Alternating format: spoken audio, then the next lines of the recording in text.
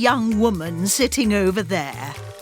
Do you mean the woman wearing a red dress? Yes, the one who's eating wedding cake. I don't think I know her. Oh, that's the bride's sister. Ah, is she the sister that lives in Scotland? No, she lives in London. It's her brother who lives in Scotland. He's the man wearing a kilt. Their parents, who are retired now, live in Spain. Oh, yes, Mrs. Jones, who I was sitting next to at lunch, was telling me about the house in Spain. No, Grandma, you weren't sitting next to Mrs. Jones. That was Mrs. Taylor, who used to live next door to us. Oh, well, she has a house in Spain too, which is why I got confused. Grandma, who's the lady putting lipstick on over there? Oh, that's Mavis. She's the girl I went to school with all those years ago. Oh, yes. I've seen the photos Mum and Dad have at home. Oh, by the way, who's taking photos of the wedding? The photographer. He's over there. He used a flash, which I hate. I always have red eyes. Don't worry, Grandma. All the photos taken with that camera will be good. He's a top professional. Grandma, who's the boy talking to your friend Mavis? Oh, that's her nephew, whose parents live in South Africa. But he lives in London with Mavis. He goes to the school where Mavis and I were students many years ago. Oh, look, he's coming over. I can introduce you.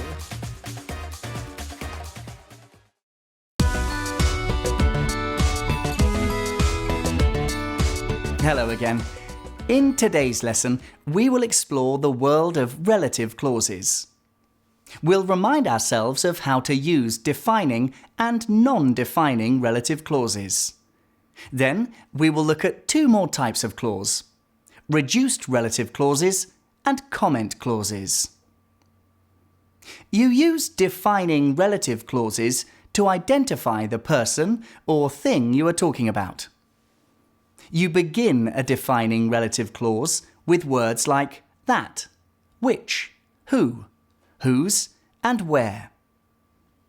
Here are some examples from the wedding conversation. Yes, the one who's eating wedding cake. Is she the sister that lives in Scotland? Oh, that's her nephew whose parents live in South Africa. He goes to the school where Mavis and I were students. You can leave out the relative pronouns that, which, or who when they are not the subject of the verb in the relative clause. She's the girl I went to school with all those years ago. I've seen the photos Mum and Dad have at home.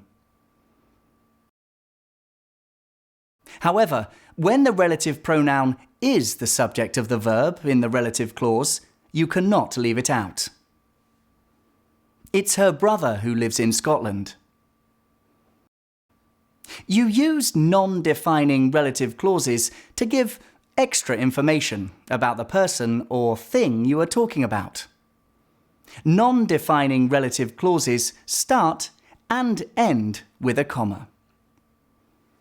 Their parents, who are retired now, live in Spain. Mrs. Jones, who I was sitting next to at lunch, was telling me about the house in Spain. Sometimes you can just use a participle instead of a relative pronoun and a full verb. These are called reduced relative clauses. You use a present participle for active verbs. Who's the young woman sitting over there? You mean the woman wearing the red dress? And a past participle for passive verbs. All the photos taken with that camera will be good.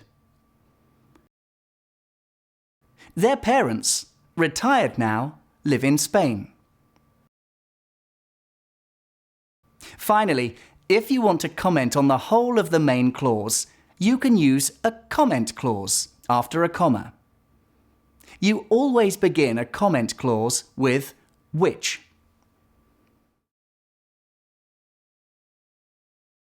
She has a house in Spain too, which is why I got confused. He used a flash, which I hate. So, the basic purpose of all relative clauses is to give more information.